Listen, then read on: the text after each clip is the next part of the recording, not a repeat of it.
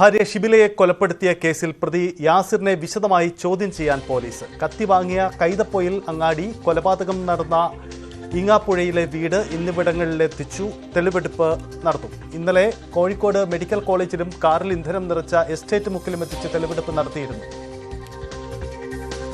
അനീഷ് കുമാറുണ്ട്. അനീഷ്, തെളിവെടുപ്പ് ഇന്നലെയാണല്ലോ കസ്റ്റഡിയിൽ കിട്ടിയത്. ഈ തെളിവെടുപ്പ് ഏത് രീതിയിലാണ് ഇന്നത്തെ ഒരു നീക്കം നടക്കാൻ പോകുന്നത്? ഈ കേസുമായി ബന്ധപ്പെട്ട മറ്റ് ദുരൂഹതകളൊക്കെ പൂർണ്ണമായും അതിലൊരു വ്യക്തത ഇതിലൂടെ ഉണ്ടാകുമോ?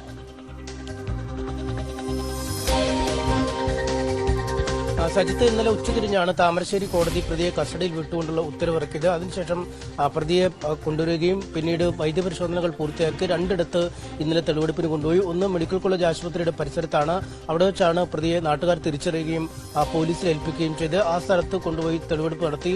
അതിനുശേഷം പിന്നീട് ഈ എസ്റ്റേറ്റ് മുക്ക് എന്ന സ്ഥലത്തെ പെട്രോൾ പമ്പിലാണ് ഈ പെട്രോൾ അടിക്കാനായി കാറുമായി ഇയാൾ പോയത്. ഈ ഈങ്ങാപ്പുഴയിലെ വീട്ടിൽ ആക്രമണം നടത്തിയ ശേഷം ഈ ഭാര്യയെ കൊന്ന് ഭാര്യ മാതാവിനെയും പിതാവിനെയും പരിക്കേൽപ്പിച്ച ശേഷം ഇയാൾ കാറിലായിരുന്നു രക്ഷപ്പെട്ടത്. ആ സമയത്ത് ഭാര്യ പിതാവ് ഒരു കല്ലെടുത്ത് വാഹനത്തിന്റെ ചില്ലിലെറിയുകയും ആ ചില്ലിൽ ചില പരുക്കൾ പൊട്ടലുണ്ടാവുകയും ചെയ്തു. എന്തായാലും അതുമായാണ് ഈ അടയാളമൊക്കെ വെച്ചാണ് പിന്നീട് ആളുകൾ ഈ കാറ് തിരിച്ചറിയുന്ന ഒരു സാഹചര്യമുണ്ടായി. അങ്ങനെ പെട്രോൾ അടിക്കാനായി പോയ പെട്രോൾ പമ്പിലും തെളിവെടുപ്പ് നടത്തിയിരുന്നു. ഇന്ന് രണ്ട് സ്ഥലത്ത് തെളിവെടുപ്പ് നടത്തുമെന്നാണ് പോലീസ് വ്യക്തമാക്കുന്നത്. ഒന്ന് ഈ കത്തി വാങ്ങിയ കൈതപ്പൊയിൽ സ്ഥലത്താണ്. അവിടെ നിന്നും കൈതപ്പൊയിൽ അങ്ങാടിയിലെ ഒരു കടയിൽ നിന്നാണ് പുതിയ കത്തി ഇയാൾ വാങ്ങിയത്. മറ്റൊരു സ്റ്റീൽ കത്തി ഇയാളുടെ കൈവശം തന്നെ ഉണ്ടായിരുന്നു. ഇങ്ങനെ രണ്ട് കത്തികളാണ് ആ സംഭവ സ്ഥലത്ത് നിന്നും പോലീസ് കണ്ടെടുക്കുകയും ഈ രണ്ട് കത്തികളും ആക്രമണത്തിന് പ്രതി ഉപയോഗിച്ചുവെന്ന് പോലീസ് മനസ്സിലാക്കുകയും ചെയ്തിരുന്നു. ഇവയുടെ ഫോറൻസിക് പരിശോധനകളടക്കം പൂർത്തിയാക്കി കഴിയുന്ന ഒരു സാഹചര്യവും പിന്നീട് കോടതിയിൽ ഏൽപ്പിക്കുകയും ചെയ്തു. അതുകൊണ്ട് ആയുധം വാങ്ങിയ ഇടം ഈ കേസുമായി ബന്ധപ്പെട്ട് ഏറെ നിർണായകമാണ്.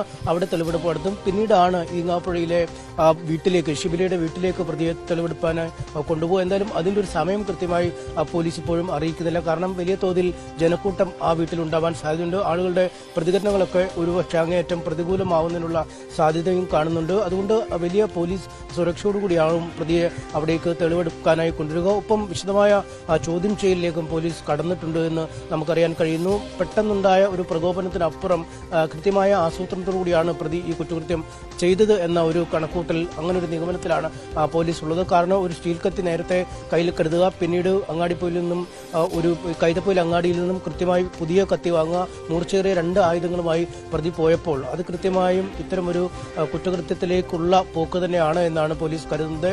നേരത്തെ ലഹരി ഉപയോഗം അടക്കമുള്ള കാര്യങ്ങളെക്കുറിച്ച് വിവരം ലഭിച്ചിരുന്നു. അമ്മയെ കൊന്ന ആഷിക്കും ഈ പ്രതിയും തമ്മിൽ അഭേദ്യമായ ബന്ധമുണ്ട് എന്ന് കണ്ടെത്തുകയും ചെയ്തിരുന്നു. അതുകൊണ്ട് ഇത്തരം കാര്യങ്ങളെക്കുറിച്ചും പ്രതിക്ക് ലഹരി എവിടെ നിന്ന് ലഭിച്ചു, ലഹരിയുടെ ഇടപാടുകാരനായി പ്രതി പ്രവർത്തിച്ചിട്ടുണ്ടോ എന്നീ കാര്യങ്ങളെക്കുറിച്ചും ഒക്കെ വിശദമായ പരിശോധനകൾ നടത്തും. എന്തായാലും തെളിവെടുപ്പ് അല്പസമയത്തിനകം ആരംഭിക്കുമെന്നാണ് നമുക്ക് നൽകാൻ കഴിയുന്ന വിവരം. സജിത്ത്, അതാണ്, തെളിവെടുപ്പ് ഉടൻ തന്നെ ആരംഭിക്കും. എന്തായാലും അനീഷ, നമുക്ക് തെളിവെടുപ്പ് വരുമ്പോൾ ആ ദൃശ്യങ്ങളിലേക്ക് കൂടി വരേണ്ടതുണ്ട്. എന്താണ് ഈ പ്രതിയുടെ ക്രൂരത?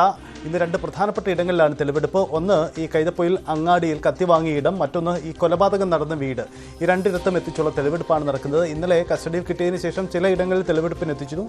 ഇന്ന് മറ്റു നീക്കങ്ങളുണ്ടാവും. പ്രതി യാസിറുമായുള്ള നീക്കത്തിലാണ് പോലീസ്. ഇന്ന് വിശദമായ ചോദ്യം ചെയ്യലും ഇതിന്റെ ഭാഗമായി നടക്കുമെന്നതാണ് മനസ്സിലാവുന്നത്.